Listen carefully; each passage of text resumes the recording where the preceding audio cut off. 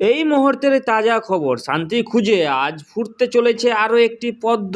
তৃণমূল কংগ্রেস ছেড়ে আনুষ্ঠানিকভাবে আজ শুক্রবার দিল্লিতে বিজেপির সদর দফতরে পদ্ম শিবির যোগ দিতে চলেছেন তমলুকের বিদায়ী সাংসদ তথা শুভেন্দু অধিকারীর ভাই দিবুন্দু অধিকারী। বৃহস্পতিবার বিস্তারার রাত 8:30টার একই বিমানে দিল্লির উদ্দেশ্যে রওনা দেন দিবেন্দু অধিকারী ও আরও এক বিদায়ী সাংসদ অর্জুন সিংকে নিয়ে গত কয়েকদিন ধরেই জল্পনা তুঙ্গে ছিল।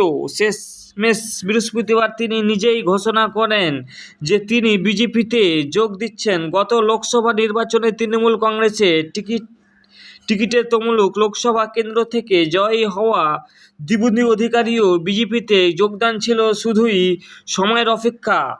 তবে আজ দিল্লিতে আনুষ্ঠানিকভাবে কেন্দ্রীয় নেতৃত্বে উপস্থিতে দিবুন্দু অধিকারী বিজেপিতে যোগদান পূর্ব হলেও কেন্দ্রীয় বিজেপি নেতৃত্বে উপস্থিত অর্জুন সিংয়ের আজও ঘরোয়া পাশি হতে চলেছে দিল্লিতে পদ্মের সদর দফতরে। গত লোকসভা নির্বাচনে তমলুক লোকসভা কেন্দ্র থেকে দিবুন্দু অধিকারী তৃণমূলের টিকিটে জেতায় তার ফুল বদল করে বিজেপিতে শিবিরের আনুষ্ঠানিক যোগদান।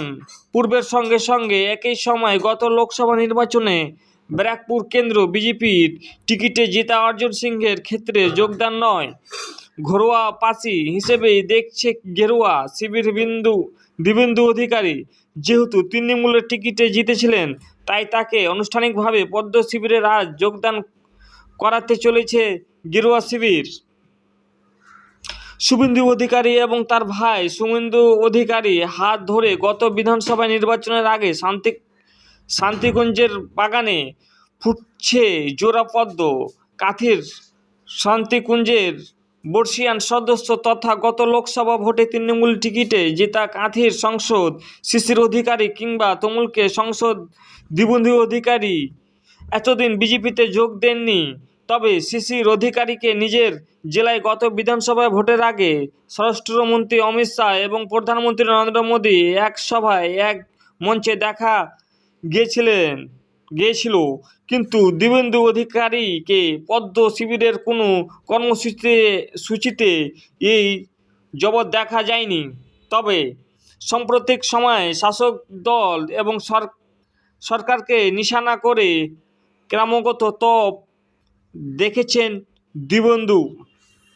অন্যদিকে প্রধানমন্ত্রী নরেন্দ্র মোদী থেকে কেন্দ্রীয় সরকারের বিভিন্ন বিষয়ে প্রশংসার মঞ্চমুখ হতে দেখা গিয়েছে দিবুন্দু অধিকারীকে।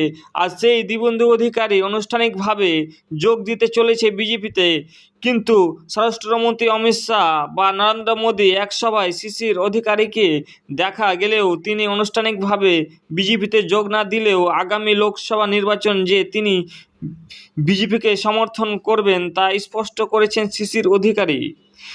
দিবুন্দু অধিকারী বিজেপিতে যোগ দিলেও তিনি প্রার্থী বা নেতা নয়, দলের একজন সাধারণ কর্মী হিসাবে দলীয় অনুশাসন মেনে কাজ করবেন বলে জানিয়েছেন।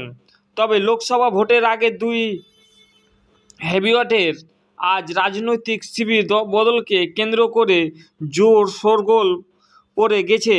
তবে সবচেয়ে বড় প্রশ্ন উঠেছে, বিজেপিতে ঘরোয়া পাশি হলেও আদৌ কি ব্যারাকপুর কেন্দ্র অর্জুনকে প্রার্থী করবে পদ্ম শিবির? এই উত্তর দিবে অবশ্যই সময়।